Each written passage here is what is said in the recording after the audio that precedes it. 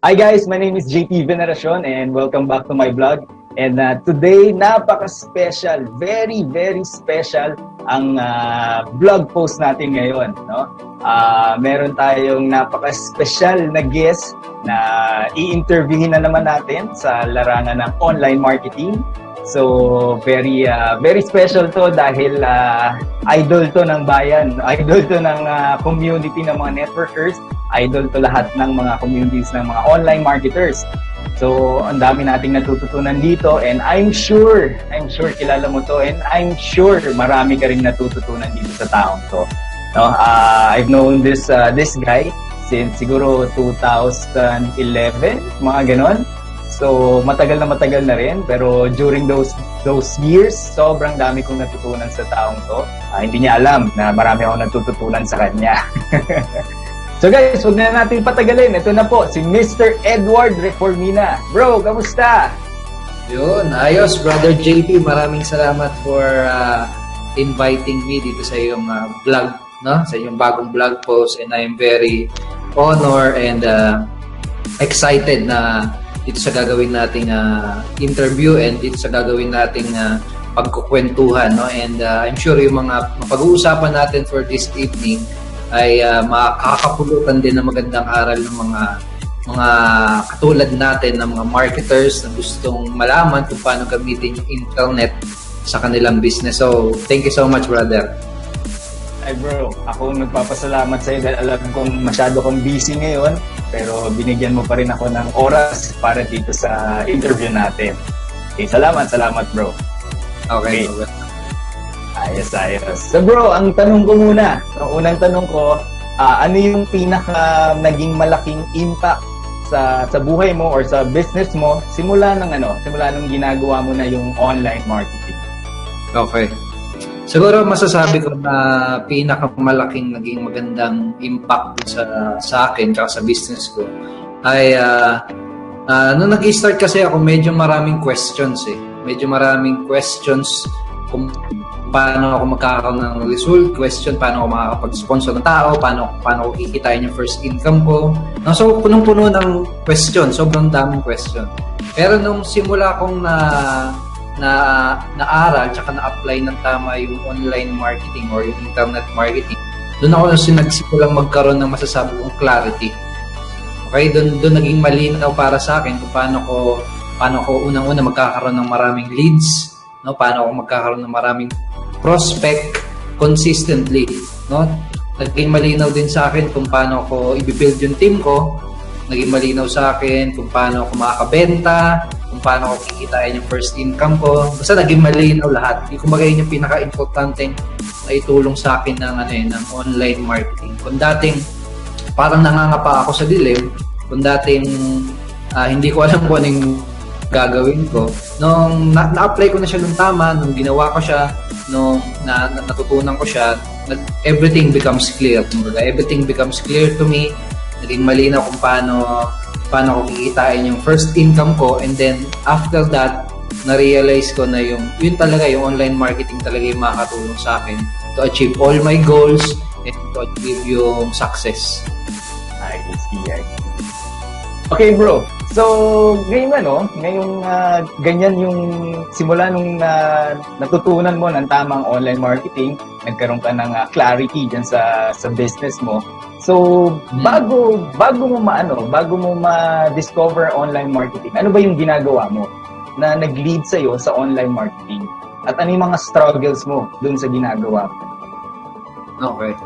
So siguro alam mo na rin na introduce ako sa business. Unang-unang naging business ko is yung network marketing.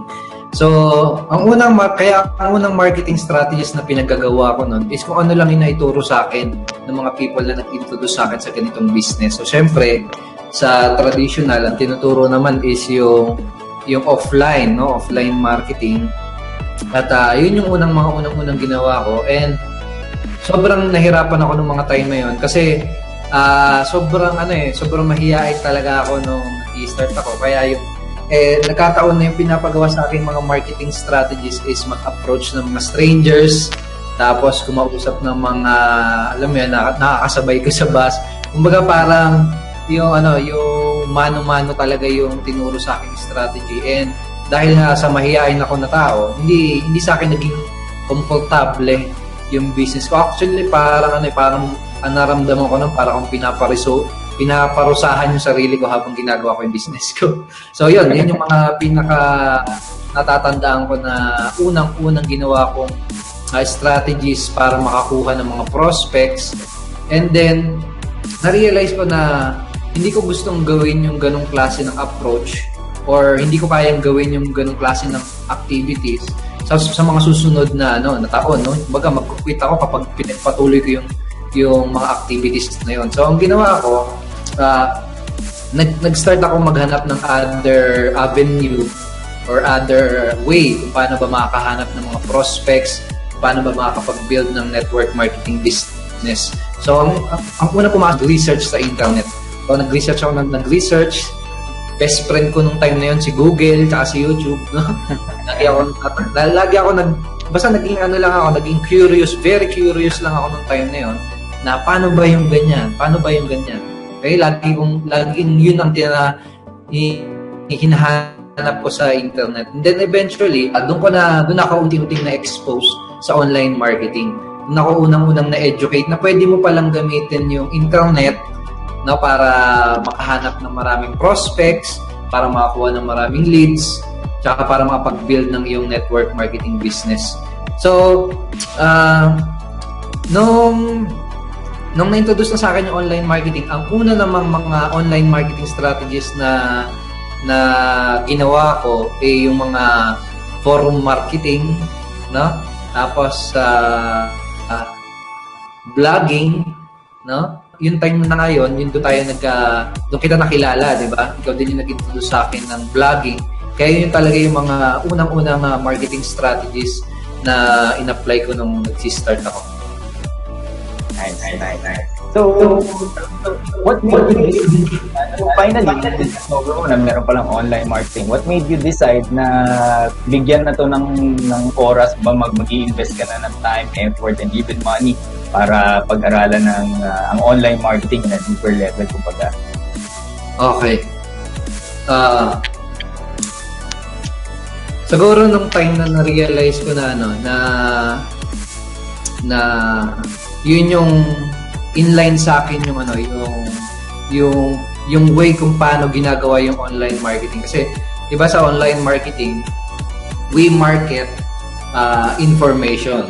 Kumbaga, ang marketing talaga, ang online marketing is teaching di ba? Nag-share tayo ng mga valuable information, natuturo tayo ng mga nalalaman namin. So yung ganong idea na pwede ka pala makapag-build ng business simply by sharing, by teaching what you know sa mga tao, naging magandang sa akin yun. Naging parang nag-make perfect sense na ito yung style na gusto kong gawin sa pag-build ng aking business. Kasi doon sa mga hindi nakakaalam, ang trabaho ko noon is I'm a musician, no? I'm a musician. And is magturo kung paano tugtugin yung instrumentong hinahawak, piniplay ko. So nung nalaman ko na kailangan lang pala magturo para maging magaling ka na marketer online. Para sa akin, sabi ko, kaya kong gawin to. And I will be very willing na gawin siya in the next 5 years, 10 years ng career ko. Kumbaga, doon na nag-make sense sa akin na okay siya na strategy. Tapos yun nga, nung first time ko nang magkaroon ng resulta using online marketing, at nung first time ko nang magkaroon ng clarity, doon ko na nasabi sa sarili ko na ito yung makapagbigay sa akin resulta na gusto kong makuha. Kumbaga, itong strategy na to, kahit mag-invest pa ako ng time, kahit mag-invest pa ako ng pera sa education, kahit mag-invest pa ako ng effort para aralin siya, alam ko na mapapakinabangan ko siya at makakatulong siya sa akin in my success. So yun, nung na-realize ko yung mga bagay na yun, talagang kumbaga wala nang turning back. Kumbaga talagang nag-dive in na talaga ako. Talagang ginawa ko siyang career, talagang ginawa ko siyang parte na ng buhay ko, no? Nice. Nakakatawa. So, nung finally nagkaroon ka na ng clarity, no, na simulan mo na magkaroon ng kumbaga naranasan mo na magka-resulta. Ano yung mga resulta na yon na nakuha mo using online marketing na hindi mo nakuha nung time na ginagawa mo yung ibang strategies? Okay. First, yung idea ng nakakapag-generate ka ng leads. Kumbaga, kaya mong makakuha ng napakaraming prospects na hindi mo kailangan makipag-usap ng personal, no, sa tao. And at the same time, hindi mo kailangan gumastos ng napakalaking pera para lang magkaroon ng prospect. Kasi sa offline, siyempre kahit ipapaprint ka pa ng flyers, no, mamasahe ka para makipag-meet, makipag one-on-one table talk. So, yun yung difference. Kumbaga, yung online marketing is napaka-efficient. Okay? Kasi pwede ka nga makapag-generate ng 100 leads, 200 leads every day, no? Kung ikukumpara mo yun sa offline, hindi mo talaga siya kayang gawin. No, hindi ko kaya umausap ng 100 na prospects sa isang araw. Pero using online marketing, nagagawa ko siya. Ang tamalupit, pwede mo pa siyang i-set up ng 100% automated, no? Yung prospecting mo automated, and ayun, napakabilis din, no? Napakabilis.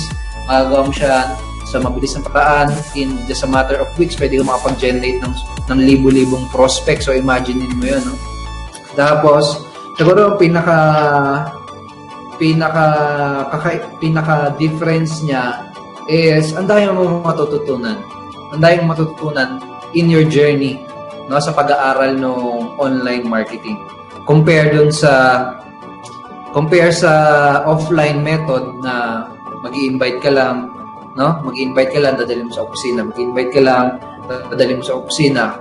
Alis wala kang matututunan parang napaka-redundant niya, no? So, in my opinion, pinagkaiba, yung online marketing is teaching you how to grow as an entrepreneur, no? Sobrang dami ko natutunan nung dun pa lang sa journey ko na pag-aaral ng lead generation. Sobrang dami ko natutunan pagdating sa personality development, pagdating sa human psychology, no, pagdating sa internet marketing. Simply by learning how to generate leads, sobrang dami ko na natutunan. So, yun yung tingin ko ang pinaka-major difference. Sa offline, you will be stuck as a distributor, as a normal distributor. Sa online marketing, may way or may paraan para ma-cultivate yung entrepreneurial spirit mo. Would you agree also na yung journey na habang pinag-aaralan mo yung online marketing, mas natututunan mo yung tunay na marketing? Oo, definitely, bro.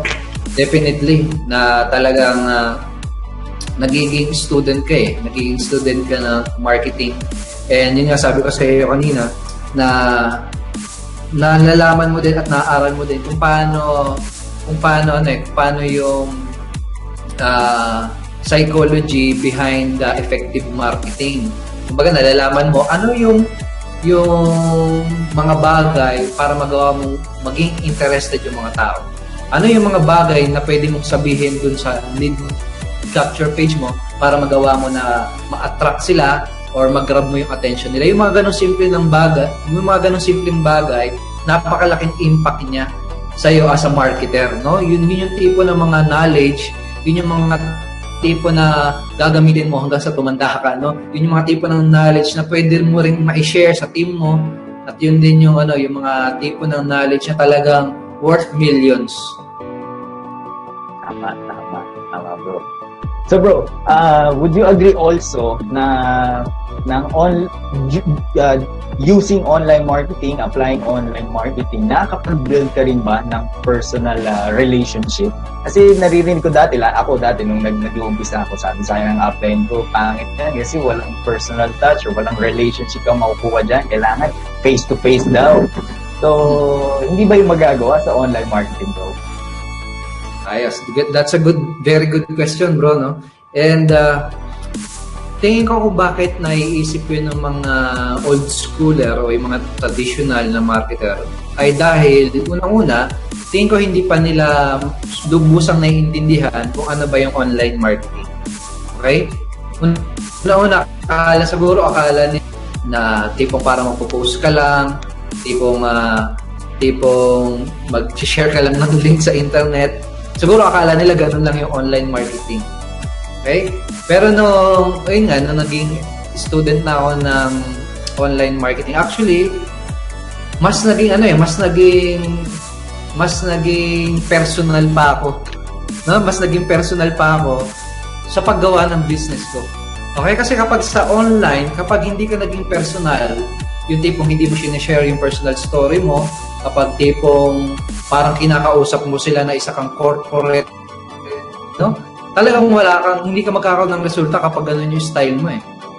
Okay? Kailangan sa online marketing, very, very personal ka. Para talagang tumagos yung message mo dun sa mga marketing mo, no? Talagang makarelate sa iyo yung mga prospect mo. Kailangan very personal ka. So, masasabi ko, kumbaga hindi siya yung kagaya ng iniisip ng mga traditional marketer na hindi mo kaya maging personal. Okay? For example, yung sa pagsulat ng email, diba? Sa pagsulat ng email, okay? Pwede kang maging very personal sa pagsulat pa lang ng email. Pwede mong pwede mong i-share via email yung personal life mo. Okay? Pwede mong i-share doon yung reason why mo. Okay, in that way, kapag nababasa yun ng prospect mo, anong nangyari? Nai-imagine niya or parang nai-imagine niya na parang kaibigan ka lang niya. No? Yun yung tingin kong angle ng online marketing kung saan pwede kang maging very, very personal. At kapag once na nagawa mo yun, okay? Pag once na nagawa mo yun, kaya mong makapag-build ng personal relationship ng sabay-sabay sa mga napakaraming tao. Unlike sa traditional na, talaga kailangan mo talagang kausapin sila personal, kailangan puntahan sa bahay, no? And yun yung tingin kong yun yung kagandahan niya sa kumpara sa offline, no? Pwede ka makapag-build ng personal relationship pero sa maraming tao. And hindi siya madaling matutunan, no? Kasi kailangan mo mag-effort para aralin kung ano yung mga isusulat mo sa email mo. Okay, unang-una kailangan mo ring aralin yung psychology behind the building relationship online, no? Kailangan mong alamin kung ano yung sasabihin mo sa video para makapag-create ka ng connection. Yun yung importante, no? Makapag-create ka ng connection, personal connection in email, in video. And sabi ko kanina, hindi siya madali pero kaya siyang matutunan ng kahit na sino. Basta willing yung tao na maging estudyante din ng online marketing. Okay? Kung talagang willing sila maging successful doing online marketing in their business, I believe kahit sino kayang matutunan yung mga ginagawa natin tsaka yung way para mapag-build ng personal relationship online. Tama bro. So bro, ano ang kumbaga magbibigay mong advice dun sa mga marketers, whether network marketers, online marketers, even mga real estate agents, mga ganon, insurance agents, na gustong gamitin or naririnig yung online marketing na maganda, kaso wala silang idea paano nila sisimulan. Ano yung magiging advice mo? Yung, kumbaga, ano yung una nilang dapat gawin? Alam ko maraming dapat gawin, pero ano yung pinakaunang dapat nilang gawin para, alam mo yun, nasa tamang direksyon yung journey nila sa mas maayos na online marketing? Okay. Good question, bro. Siguro, ang pinaka best na ma-advise ko sa mga taong gustong i-apply din yung online marketing sa kanilang career o sa kanilang business ay to find a mentor, to find someone na makakapagturo sa kanila kung paano ba gawin yung ganitong klase ng business, paano ba gawin yung ganitong klase ng approach in their business. No, tingin ko yun yung shortcut eh. In my opinion, yun yung pwedeng magiging shortcut para matutunan nila ng mabilisan at ma-avoid nila yung mga mistakes na usually nagagawa ng mga newbie na nagsisimula sa ganitong klase ng approach. No, find a good mentor na may resulta na gusto mo, tapos alamin mo kung paano niya, i-model mo siya, kumbaga. I-model mo siya in a way na alamin mo kung ano yung ginagawa niya, alamin mo kung ano yung mga bagong inaaral niya, okay, alamin mo kung ano yung story niya, alamin mo kung ano yung mga turo niya. Okay? So yun, na pwede mong i-model. Okay? And siguro isa pang is find multiple mentors. Mas maganda, find multiple mentors na talagang mag-accelerate nung learning journey mo, dahil sobrang kumbaga hindi na question kung effective ba talaga yan. Hindi na question kung talaga mag-work ba yan, dahil dito sa Pilipinas and especially sa buong mundo, talagang napakaraming tao ang gumagamit ng ganitong klaseng approach, and napakaraming success stories na na-create by using this kind of method. Kumbaga, hindi na question kung mag-work ba yan. Ang question na lang, sasabay ka ba kung ano yung mga bagong approach, sasabay ka ba sa change na nangyayari ngayon sa mundo. Kasi siguro napapansin mo na talagang nagiging more online world na talaga ngayon, no? We are connected na online, no? Nandiyan na Facebook, Twitter, no? Talagang andun na, kumbaga yun na yung yung social life ng tao ngayon is mostly online na eh. So kung hindi mo siya i-implement sa business mo, talagang para ka nagpapaiwan. Okay?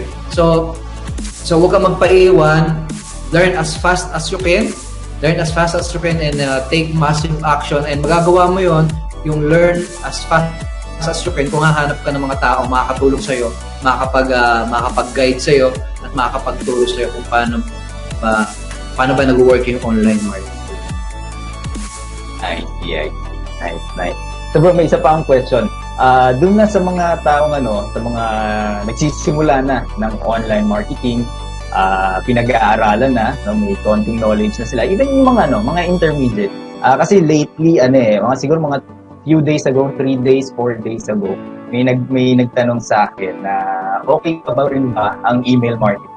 Na tipong, kasi sasabi nila na marami silang kilala na hindi na daw nagbubukas ng email. So, anong masasabi mo doon sa sa sinabi nilang hindi na okay ang online marketing? Or doon sa tanong na okay pa ba ang online marketing ngayon? Okay. That's a very, very good question, bro. And ang masasabi ko doon is kung titignan mo statistically, no, yung numbers ng email na nakikreate sa buong mundo, mas dumadami ang mga taong nagkakaroon ng email. Okay? And hindi ako naniniwala doon sa konti yung nagte-check ng email nila or konti yung nagbubukas, dahil it depends on how you communicate to your list. Okay? It depends on how you communicate to your list, and doon yung isang magiging batayan kung marami magbubukas ng email mo. Kung talaga nagpo-provide ka ng value doon sa mga subscriber mo, tipong araw-araw yung mga subscriber mo i-check yung email nila kung may bago kang pinadalang email kung gano'n ka talaga nagpo-provide ka ng value, no? And sa panahon natin ngayon, halos lahat kailangan ng email. Pa mag-a-apply ka ng bangko, kailangan mong mag-create ng Facebook account, kailangan mo ng email. So lahat ng tao may email. Yan ang maganda kapag meron kang email list, no? Kung meron kang database ng email, ang maganda doon, ikaw ang 100% na may control doon. Okay? Ibig sabihin, anytime pwede ka magpadala ng email doon sa email list na yun. Okay? Walang pipigil sa'yo. Unlike, for example, ito, madalas na nangyayari sa Facebook. Facebook fan page, maraming nag-like sa'yo. Okay? Paano kung nag-decide si Facebook na tanggalin yung Facebook fan page doon? Wala. Di ba? Kasi hindi naman kayo nagmamay-ari ng Facebook fan page. Yun yung risk doon. Pero kapag may email list ka, no, na yung email list mo talaga nagpo-provide ka ng value doon, talagang kino-culture mo sila, talagang nagbe-build ka ng relationship doon sa list mo, ikaw ang 100% na may control doon, and anytime anytime, pwede mo silang i-communicate. No, yun ang maganda sa email, may sarili kang email list, and napaka-effective siya. Sa akin, mostly ng traffic ko nanggagaling pa rin sa email. Mostly ng mostly na nag-join sa akin, personally, nag-join sa akin, yung personal referrals ko, no, yung mga taong sumali sa team ko, na libo-libo, nanggaling lahat yon sa email. No, nanggaling lahat yon sa email list. So, para sa akin, email will never go die. Will never die, no? Talagang email marketing, lalo lang siya magta-thrive, lalo na ngayon na nagiging mahigpit na sa Facebook. Diba? Sa Facebook, kapag gusto mo mag-market, kailangan magbayad ka na magbayad para ipakita niya sa tao. Nagmamahal na ngayon. Sobrang nagmamahal na talaga ngayon yung Facebook ads. No? Tapos pag mag-post ka naman sa timeline mo, walang makakakita. Pahirap ng pahirap. Okay? Kasi lahat nagsisiksikan doon sa Facebook, lahat ng mga marketers. Okay? And doon sa nangyayari na yon, doon ko nakikita na talagang mas magiging powerful at effective yung email list at email marketing. So gusto ko lang din idagdag, no, doon sa pagkakaroon ng email. Yung iba kasi sinasabi, ang dami kasi mag-list, pero konti lang yung sales na na-generate ko. So paano naman yung ibang hindi part ng email list ko na hindi bumili or hindi nag-join? So, gusto ko lang idagdag na kapag nagma-market ka ng tama, you can monetize those email subscribers sa ibang mga ipopromote mo or ibang mga ibibenta mo. Tama ba yun, bro? For example, yung isa sa mga natutunan natin dito sa online marketing, kailangan, syempre may multiple offers ka. Okay?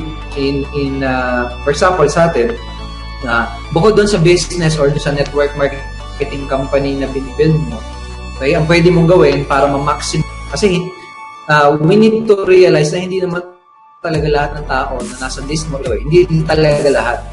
Okay?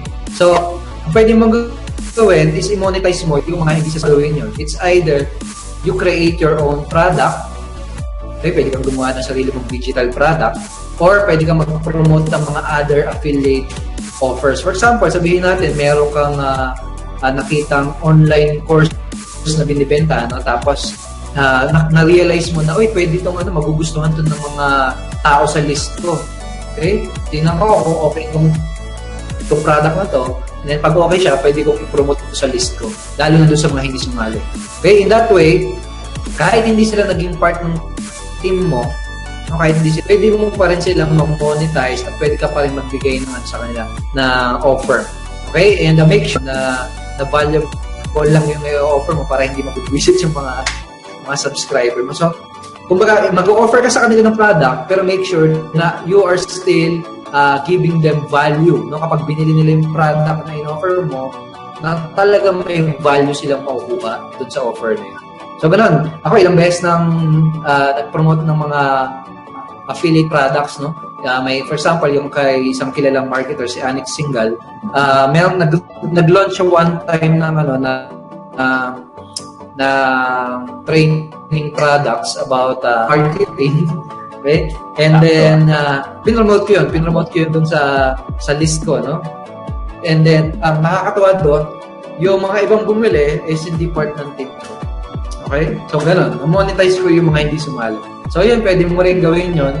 And, yun yung laging tinuturo sa atin ng mga entrepreneurs, very successful entrepreneur, na don't put your eggs in one basket. Di ba? Kailangan mayroon ka multiple source of income. Now yung ibang networker, kasi iisipin, kailangan marami kang network marketing company. Hindi ganun, not necessarily with that. Pwede mong gawin is multiple offers doon sa iyong email list. Yun ang makikita ko multiple basket, no? Para magkaroon ka ng multiple ways to monetize and multiple ways of earning sa iyong business. Nice. Ayos, bro. Salamat. Nag-interview lang to. Kami yung natutunan namin. Welcome, bro. Sabi guys sabi niya, very valuable itong mga sinishare lagi ni Bro Edward. So bro, dun sa mga nakikinig, sa mga kasama natin sa Ignition Marketing, and dun sa mga hindi pa members ng Ignition Marketing, ito yung maybe meron kang message sa kanila na kung ano yung mapapala nila pag nakita nila yung nangyayari sa Ignition Marketing. You can promote, bro. You can promote. Okay. Sige, bro. May vision dito sa community na meron tayo dito sa ating team sa Ignition Marketing. Mangyayari kasi we are creating para doon sa mga tao na gusto talaga kung paano makumita sa internet. No? So kung dati ako kailangan ko pang aralin lahat, kailangan ko pang mag-set up ng mga website, kailangan ko pang humanap ng mga mentors, kailangan ko pang humanap ng mga coaching sa iba't ibang lugar. This time, ang gagawin namin dito is gagawa tayo ng complete na ando na lahat. Ando na lahat ng mentoring, ando na lahat ng training na kailangan mo para maging magaling na marketer, no? And ando na rin lahat ng mga tools na kakailanganin mo para magsimulang kumita sa internet. Basically, one-stop shop na siya para dun sa mga person, sa mga entrepreneur na gustong kumita sa internet. So, yun yung very excited ako na mangyayari this year. So, siguro, ang masasabi ko sa mga members natin, tsaka doon sa mga hindi members, is abangan nyo yan. Abangan nyo yung mga updates na ilalabas natin, at abangan nyo yung complete solution na yun na ilalabas natin. Maraming tao ang matutulungan nun, and doon ako nagiging excited, no? Kahit na maraming tao yung first time kikita sa internet, marami yung tao magiging 6-figure earner, maraming tao yung magiging milyonaryo because dito sa complete solution na ilalabas natin. Nice. Actually, ako very excited din ako dyan. One thing na ko talaga, dyan sa ginagawa mo, no, sa sinishare mo sa akin, yung marketing, yung aspeto ng marketing, yun talagang matututunan ng mga tao. Yung pagkita, na yan mga given na yan, talaga naman kikita ka. But the thing is, yung knowledge when it comes to marketing, iyan yung very important na talagang nakukuha sa community ng Ignition Marketing. Kaya I highly recommend ang Ignition Marketing. No? Lalo na dyan sa parating na binubuo mo, no, na matutulungan ang maraming supposedly network marketers, online marketers, pero medyo kulang pa rin sa knowledge when it comes to marketing. So this time, matututunan niyo talaga yung ano ba talaga or paano ba talaga ang marketing for your business. No? So yun. So guys, maraming salamat. Bro, maraming salamat guys. Maraming salamat sa pagpanood nyo. Grabe. Interview lang pero ang daming natutunan. No? Ako, personally, dami ko na naman natutunan. No? Ang daming na-refresh. No? Kaya bro, maraming salamat. Maraming salamat bro. Thank you din bro. And kita-kits. Thank you bro. So guys, make sure na mag-subscribe kayo sa email list ko. Magpo-provide ako ng button or ng link sa baba ng video na ito. At i-update ko kayo sa mga susunod pang interviewing ko na malulupit na online marketers na katulad ni Bro Edward Reformita. Okay? So, yun guys, kung may natutunan kayo, kung may mga realization kayo sa interview na to, i-share niyo tong video na to para makita ng mga team nyo, ng mga downlines nyo, crossline nyo, and even your upline. So, yun guys, share nyo to, like nyo, share, and comment kung ano yung mga nagustuhan nyo sa mga sinabi at shinare ni Bro Edward. Grabe, I'm sure marami. Okay? So guys, maraming salamat ulit sa susunod na vlog at i-inform ko kayo kung kailan nyo. I-broadcast ko sa inyo as long as part kayo ng email list ko rin. Okay? So bro, maraming salamat ulit, bro. Welcome bro, salamat din sa invitation. Salamat. Guys, see you again sa next vlog ko. Thank you. Bye-bye.